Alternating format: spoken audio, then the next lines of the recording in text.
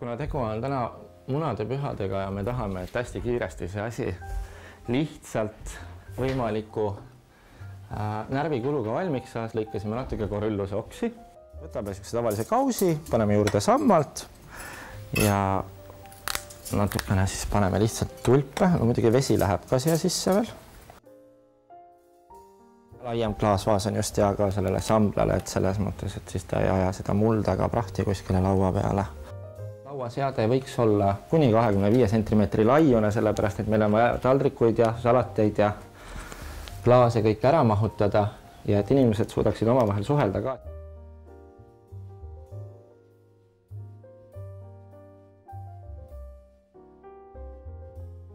Selle laua 25-aastasele noorele naisele kasutame selliseid maasikaid, mis on selline magus ja mõnus. Tulp on selline natukene annab värskus.